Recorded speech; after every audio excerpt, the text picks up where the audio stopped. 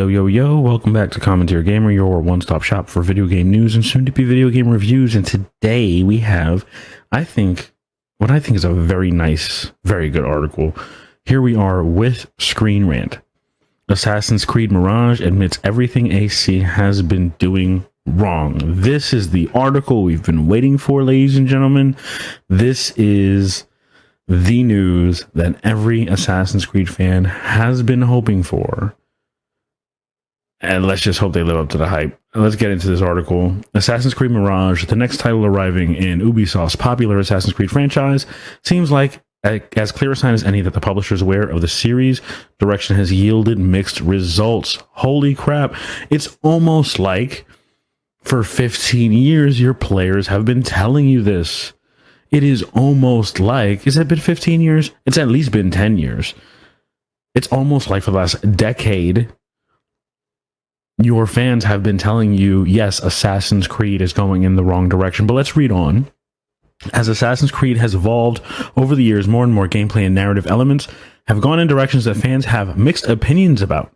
Instead of continuing to forge on blithely through, Mirage feels like a tacit acknowledgement that the Assassin's Creed series needs to go back to basics. Let's just give a round of applause to whoever came up with this, went to ScreenRant and talked about it. Whoever at ScreenRant wrote this article, let's just give them a round of applause. I think they deserve it. This is just right on the hit the nail right on the head. This has been a problem forever. And I don't know how many times Ubisoft has their own forums where people dump on Assassin's Creed for not being Assassin's Creed. And it's taken them this long to admit it. This is a good sign. Hopefully this is a good sign. They have their world premiere trailer. If you haven't, by the way, this article was written a couple days ago. This article was written yesterday, so I'm not super late with this. But if you have not seen the world premiere trailer, we are going to watch it now. It's actually really, really good. So kick back. Hope you enjoy it. Peggy 18.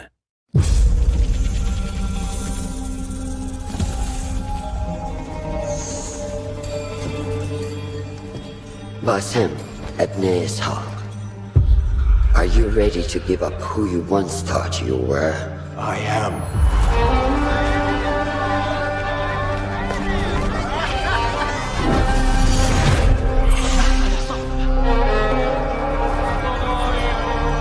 Ready to sacrifice everything you held close? I am.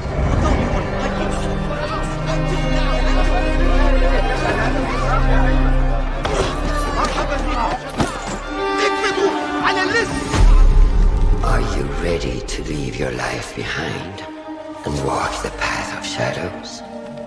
I am.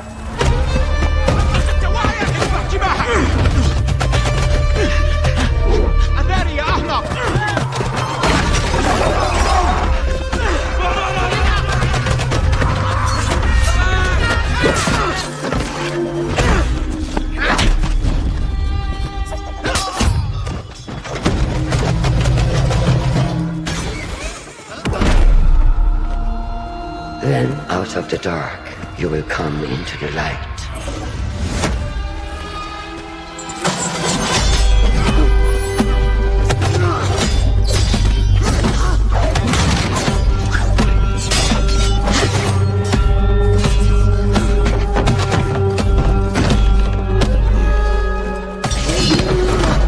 And from the light, you will return to the dark.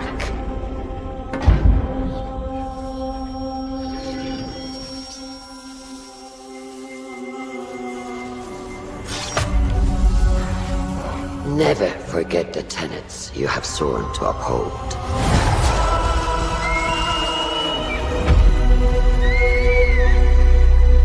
Stay your blade from the flesh of the innocent. Hide in plain sight. Never compromise the Brotherhood.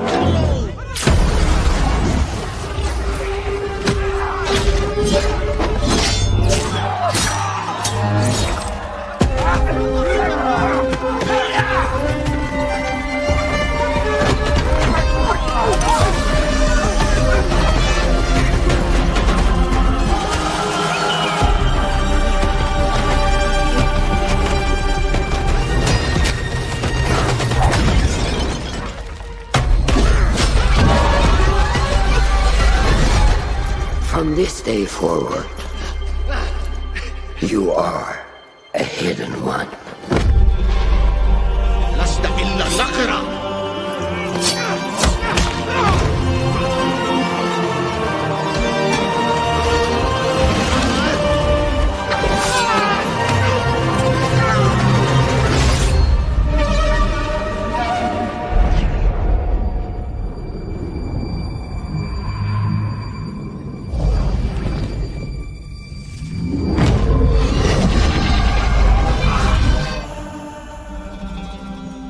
Assassin's Creed Mirage, coming 2023. Nothing is true. Everything is permitted. This is the most amazing trailer I've seen in a very long while for Assassin's Creed.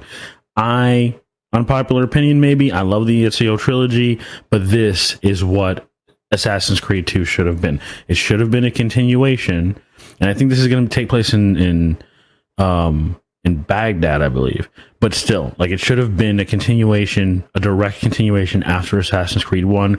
That's what we should have seen for Assassin's Creed 2 going forward.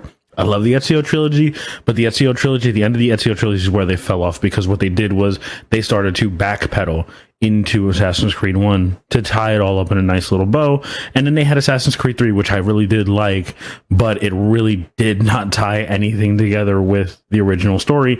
And then they started going off the rails. This looks like a worthy successor, in my opinion, to Assassin's Creed. So let's continue. I'm waiting for a gameplay trailer. I can't wait for a gameplay trailer. But let's continue the article. From the moment Ubisoft revealed Assassin's Creed Mirage, it was obvious that the game was taking steps to go back to the roots of the Assassin's Creed franchise. While the most recent entries took place in Greece and Northern Europe, Mirage takes place, in Baghdad, yes. The setting carries immediate echoes of the first Assassin's Creed, which took place in several Middle Eastern cities during the Third Crusade. Crucially, it reveals a move away from the immense open worlds that come to dominate the recent mainline games. Mirage instead aims to bring a more intimate setting to life in detail. The tightly packed streets and corridors of tall buildings that make the city up also showcase another critical about face. Mirage emphasizes a refocusing on stealth. Thank God, let me read that again. Mirage emphasizes a refocusing on stealth and parkour, and a tacit acknowledgement that these elements brought a certain value to the games the newer installments have lacked. Now, I'll just say, if you played Origins, if you played Odyssey, if you played even Syndicate, if you mainlined stealth in those games, hats off to you, because there was a lot of incentive to not stealth in those games. I don't know why. Don't ask me. That doesn't make any sense to me. But there was a lot of incentive to just run around and kill things and shoot things with bows and, and just beat the crap out of people in the middle of the street. Like, there was a lot of incentive to not be assassins in a game called Assassin's Creed. Baffles the hell out of me. But I'm so glad that this is something that's coming back. And let's hope that they keep their promise, because we've seen this before, right? We've seen companies make a game, make a series, and dive away from the initial, the initial roots of the series itself. And it takes a lot like this. It takes a lot to get them back on track. It takes a lot of complaints. It takes years and years of complaints. But when you're talking about somebody like Ubisoft, and you're talking about a multi-million-dollar company, a AAA game franchise, you're talking about, you're talking about getting billions of people on board with doing something in order to get them to realize this is not working. And that's difficult. That's very, very difficult to do.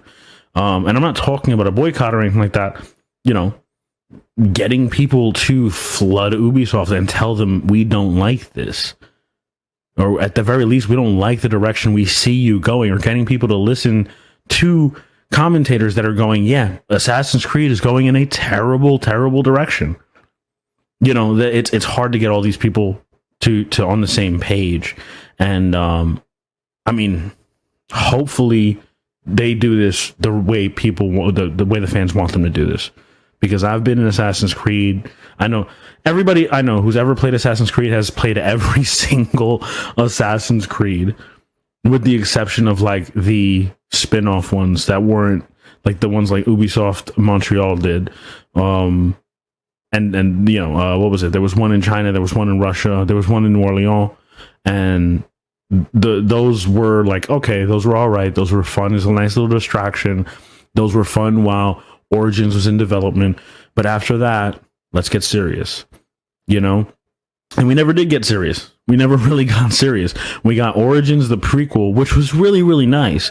It was gorgeous. The open world was amazing. But again, a lot of incentive to just run in, and then eventually a lot of ability to just run into a stronghold full of enemies and just start hacking and slashing your way through. Versus, you know, Assassin's Creed, where all of the elements were stealth. Everything was stealth. It was a stealth game. That's like playing Metal Gear Solid and walking into a base with a rocket launcher, and all you gotta do is blow people up in the face, because why the hell not, right? It's not as fun. And now if Metal Gear Solid started coming out with games where Snake is constantly on an ATV and constantly, you know, dual wielding SMGs and shooting everybody that, you know, walks past him, who's gonna play that? Who's gonna play that? Nobody. Absolutely nobody's gonna play that. So I don't understand how they got so far off the beaten path. I don't understand how they did it while also ignoring all the fans who hated just about every installation after Black Flag. But they did, at the very least. Now we're getting something close. Let's continue on. Assassin's Creed Mirage, finding its home in an environment that reflects Ubisoft's earlier games, rejects the idea that bigger is always better. Amen. With the last three Assassin's Creed games offering the biggest maps the franchise has ever provided. The choice to avoid that trend shows a market reevaluation. Although the recent games have offered plenty of variety, filling out immense worlds usually means that either the density or quality of content is stretched thin. Holy crap, every single sentence in this article is absolutely correct. I could talk about this for hours. Whether it was Assassin's Creed, I actually just had a conversation with another streamer that I like to watch. His name is Rontro Media. You can go check him out on Twitch. He's actually really fun. He's playing Castlevania right now. Really fun stream. But we were actually talking about Breath of the Wild today, and talking about how Breath of the Wild, what they kind of tried to do with Breath of the Wild was go back to Zelda, the very first Zelda game, where it's like, hey, here's a sword. Go screw yourself, walk around the map, see what you find. And while that might be fun, going back to the roots like that, they completely ignored the fact that their roots were no longer in Legend of Zelda 1 and Legend of Zelda 2. That changed it up a little bit. But once we started getting to A Link to the Past and the iterations after that, Ocarina of Time, Majora's Mask, all of the focus was placed on, here's a dungeon with 100 puzzles. And you get to figure out all 100 puzzles. And so they took that kind of that puzzle feature of Legend of Zelda, they spread it out over this massive open world. And in my opinion, the boss dungeons were subpar. There was a very, very clear step ladder in each dungeon. So if you hopped into the wrong one, effectively, like, you could do them in any order, of course, but you could theoretically hop into, let's say, dungeon number 3 as opposed to dungeon number 1 first. And the story gave you the story and the map and the way everything was laid out kind of gave you some directive on where to go and how to do that in a somewhat correct order. But take Ocarina of Time, every single dungeon was different. The only thing that made it specific to what you were supposed to do now, that made it dungeon number 1 or dungeon number 2, was the story and the items that you would get. And that started in that kind of started in Zelda 2, and it was even more important in A Link to the Past. So instead of going back to the roots as in A Link to the Past, they went back to the roots as in Zelda 1, that only real diehards play. People who have played it before the A Link to the Past came out, those are the people that want to see, or, you know, those are the people that play Zelda 1. For the majority of Zelda players, they're not playing that. I started on Link to the Past and eventually started playing Zelda 1 just because I'd never played it before, but it's not where my heart is. Ocarina of Time is where my heart is. Majora's Mask is where my heart is. It's the same thing with this. The size of the world doesn't really matter. I want to go back to, I want a game franchise to stay where my heart is. My heart is in Assassin's Creed 1 and the Ezio trilogy. Now, I love the Ezio trilogy again, but that's where they kind of started diverging and making it less and less and less about Assassin's Creed. My heart is with Assassin's Creed 1. Very, very much a tunnel vision kind of game. You can't make too many choices. So I think those are some of the things that they could have expanded on, where it's like, okay, cool. You have a choice between, instead of here's your next mark, you do all these things, you go get the mark, you kind of expand on that. You don't necessarily need to build the world out super huge the way they did with Odyssey, but you can focus on these little itty bitty details that people love so much and just make them better, the way the transition from Assassin's Creed 1 to Assassin's Creed 2 was. And let's get back to the article, because I can talk about this stuff forever. Rating this, I could literally complain about this franchise for the longest time. Rating the seas in Assassin's Creed Valhalla and climbing pyramids in Assassin's Creed Origins provide their own pleasures, but the settings offer few opportunities to leap across rooftops as you track your prey. In the streets of Baghdad, the new protagonist Basim can employ the trademark free running of the series in an environment that lets it shine. Abandoning the trajectory that the Assassin's Creed franchise has been on, doesn't mean that Ubisoft will never make a sprawling game about assassins sailing the seas again. In fact, the Japan set Assassin's Creed Red looks like it will do just that. It does, however, intimate in understanding that some fans miss the old elements that defined the first game and Assassin's Creed revered Ezio trilogy. The emphasis on large open worlds is a trademark of modern Ubisoft games, from Watch Dogs to The Division. While the mayhem that defines Far Cry will always likely find its home in an open world setting, the decision to rethink this trend with Assassin's Creed Mirage raises the possibility that the company may be willing to refocus other games in ways that best befit them. And all this, I absolutely agree with. There is a place for open world games. There absolutely is. Assassin's Creed, I think, arguably, Ubisoft has done it best. I think, especially considering their different games, but then some of it became copy pasta, and it did not hit the way it was. I think it's just a matter of, there's a video of, oddly enough, of I think Steve Jobs, where he talks about once the marketing department starts inputting into the creative department, like once the advertisers start taking control of what your manufacturing does, that's when you lose the product that you started out with. And that's exactly, in my opinion, what's happened with the Assassin's Creed franchise. People loved open world, so the marketing team was like, perfect, everything is open world now. Everything's going to be open world. We're going to give you this giant sprawling city. Choices. That's what you want. But then you turn around and Sekiro sells out like crazy, gets played forever. Dark Souls sells out like crazy, gets played forever. And now Elder Scrolls is like effectively the first open world Dark Souls. And it took how long of FromSoft doing the greatest things ever, exactly the way they did it, making those little great things better and better and better. And then they decided to dabble in an open world game. Meanwhile, Ubisoft jumped to open world games. Everybody loved it. Everybody went crazy about it. And all they did was copy and paste. It's like a Greek mythology game. Phoenix Rising, I think it was. Phoenix Rising was like, I was expecting something at least a little bit different. I got Assassin's Creed. The mapping was almost identical. Even some of the symbolism in the game was almost identical to some of the Assassin's Creed, like the ping and stuff like that. It was just copy and paste, and you can just watch the decline of a great company just go to crap. Not trying to improve on anything, just trying to what's the meme? Get excited for product, or enjoy product and get excited for next product. That's really all it was. I'm sorry. I'm rambling again. Let's go on. Of course, let's continue this. Of course, it remains to be seen how well fans and critics will receive Assassin's Creed Mirage.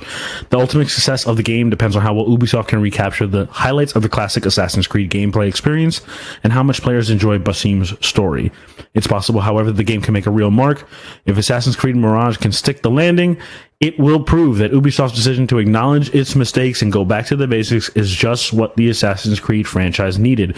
No shit. This is what we've been saying for years. So to everybody who played Assassin's Creed, if you played Assassin's Creed and you notice this, congratulations, you're ahead of the curve. Multi-billion-dollar corporation can't figure it out. You can. So this is great news. In my opinion, this is great news. I know I sound very, very pedantic about this. This is great news. I am very animated about this, but it is wonderful news that maybe they're seeing what they did wrong and they're going to correct it. I would love that. That sounds fantastic. If that's the case, Assassin's Creed Mirage could end up an amazing game. It could end up one of the best of the series.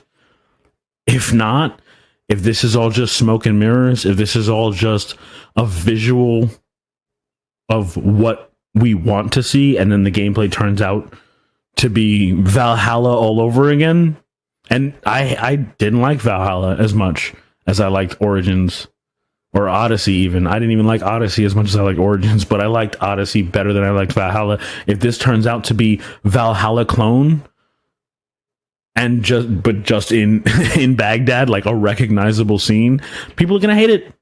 People are going to hate it if it's something like that. But that's enough of my rambling for today. Let me know what you think in the comments. Are you excited for Mirage? Are you not excited for Mirage? Do you think that Ubisoft is going to start correcting course and doing better things with the Assassin's Creed franchise going forward? Let me know in the comments. If you like the content, like the content. If you want to see more of it, subscribe. We're going to be doing a lot more videos on this channel. We have a second channel, Common Tier Otaku, where we talk anime and anime reviews and news. And that's all from me today. I will see y'all in the next one. Peace.